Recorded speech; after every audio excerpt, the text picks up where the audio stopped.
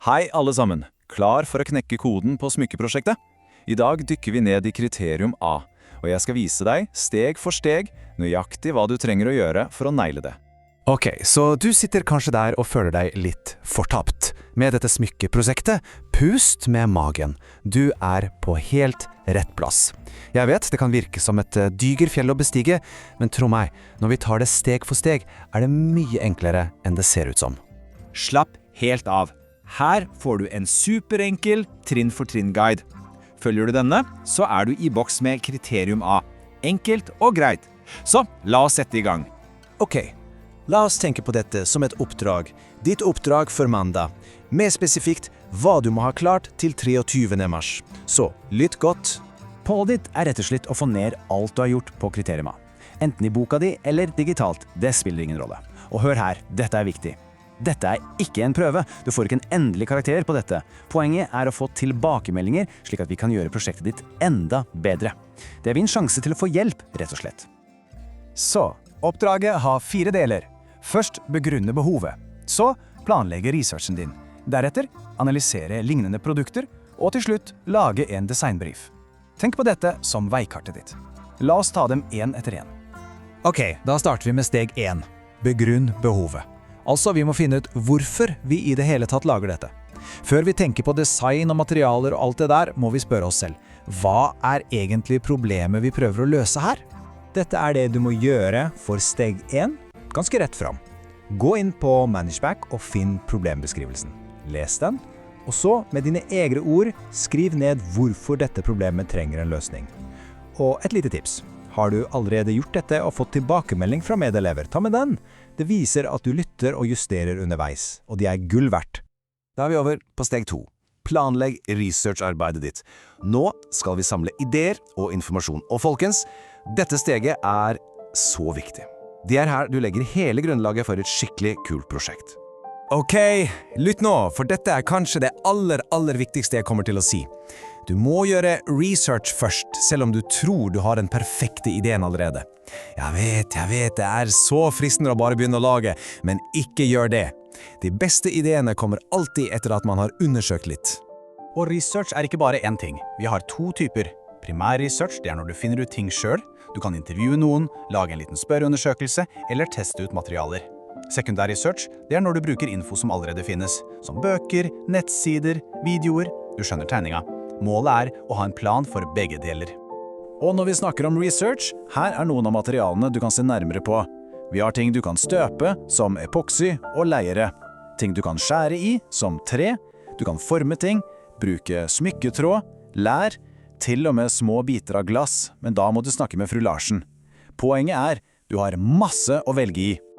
Og husk, du må researche alle mulighetene, ikke bare den du allerede har bestemt deg for. Selv om du vet at du vil bruke tre, må du likevel sjekke ut de andre. Hvorfor? Fordi da kan du argumentere for valget ditt. Du kan si, jeg valgte tre fordi det er bedre enn leire til akkurat dette, og her er hvorfor. Det viser at du har tenkt grundig gjennom det. Ok, over til steg 3. Analyser lignende produkter. Nå skal vi rett og slett lære av det som allerede finnes der ute. Det handler ikke om å kopiere, men om å bli inspirert. Se hva som funker, hva som ikke funker, og få nye ideer. Sånn gjør du det. Velg ut noen smykker som ligner på det du har tenkt å lage. Du kan gjerne ta med det fra forhåndsvurderingen din. Så beskriver du dem.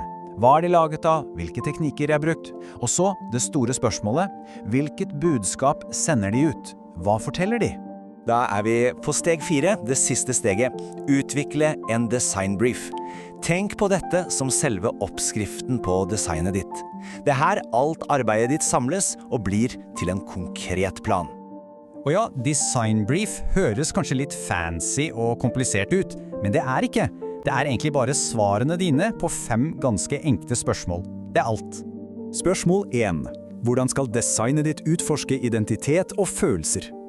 Dette går rett til kjernen av hele prosjektet. Hva vil du at smykket ditt skal si om deg, eller om en følelse? Hva er historien? Spørsmål 2. Lager du dette for deg selv, eller for en klient? Altså for noen andre. Et enkelt spørsmål, men svaret styrer jo alt. Hvem er det du designer for? Deg selv, en venn, eller kanskje en fiktiv person? Spørsmål 3. Basert på researchen din, hvilket materiale vil du velge, og hvorfor? Og her er nøkkelen. basert på researchen din. Nå får du betalt for arbeidet du gjorde i steg 2. Du må forklare hvorfor du velger akkurat det materialet, og bruke det du har funnet ut til å backe opp valget ditt. Spørsmål 4. Samme greia. Basert på researchen din, hvilke nye ferdigheter må du lære? Kanskje du oppdaget en kul teknikk på YouTube du vil prøve? Skriv det ned. Dette handler om at du planlegger din egen læringsprosess. Og det siste, spørsmål 5. Basert på researchen din, hvilken støtte trenger du fra skolen? Vær helt konkret. Trenger du et spesielt verktøy? Trenger du litt ekstra hjelp med noe? Skriv det ned, så er det mye enklere for oss å hjelpe deg med å lykkes. Da var vi gjennom det. 4 steg. For å være helt sikker på at du har alt, la oss ta en kjapp oppsummering med en enkel sjekkliste. Ok, her er sjekklista for mandag. 1. En skriftlig begrunnelse. 2. En plan for research. 3. En analyse av andre produkter. Og 4. En ferdig designbrief med svar på alle 5 spørsmålene. Har du disse 4 tingene, da er du ikke bare i mål, da har du lagt et helt rått grunnlag for resten av prosjektet. Sånn, nå har du planen. Veikartet er klart. Nå er ikke lenger spørsmålet hvordan du skal gjøre det. Nå er det bare ett spørsmål som gjenstår. Hvilken historie vil ditt smykke fortelle? Gleder meg til å se. Lykke til! All right, Grade 8 Design, listen up. Mr. Case has a mission for you, and we're here to help you nail it. Our focus today, to absolutely conquer Criterion A for your jewelry project. Think of this as your personal briefing for success. So, are you kind of staring at Criterion A and feeling a little lost? Not totally sure where to even begin with your jewelry project? Perfect. You're in exactly the right place. We're going to break this down step by step, so by the end, you'll have a rock-solid plan. Okay, first things first, let's get the big one out of the way, your deadline. Everything we talk about today needs to be ready for this coming Monday, March 23rd. That gives us a really clear target to aim for, right? No time to waste. Now here's something you really need to hear. The goal right now is not a final grade. It's all about getting your research and your plan down on paper so you can get what's called formative feedback.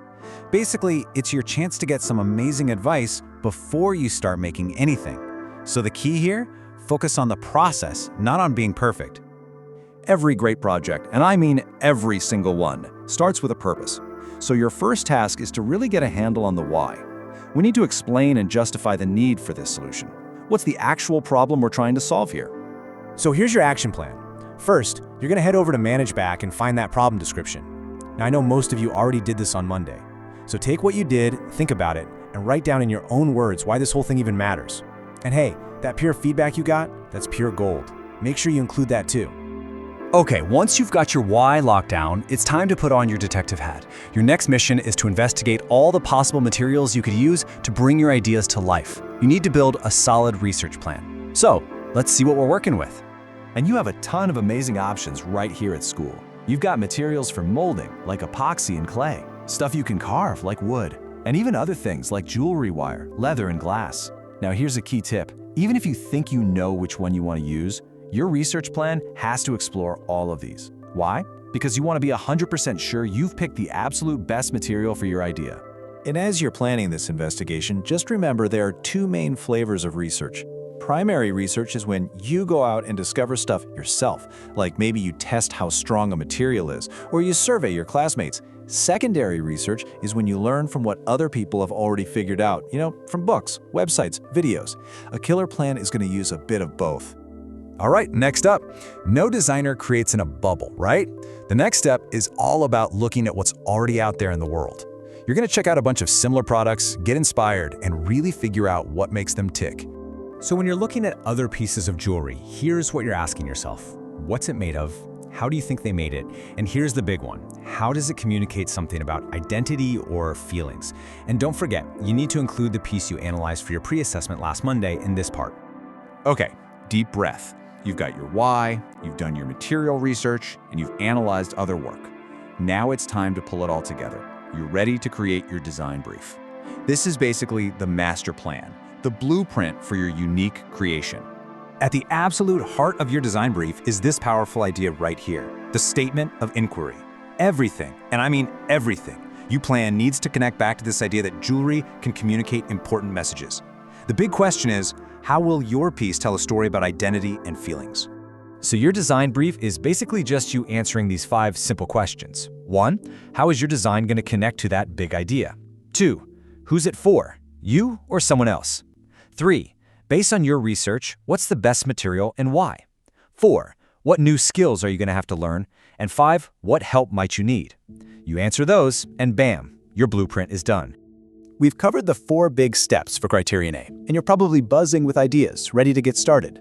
But hold on. Before you run off, there is one final golden rule. This might be the single most important instruction for this whole phase.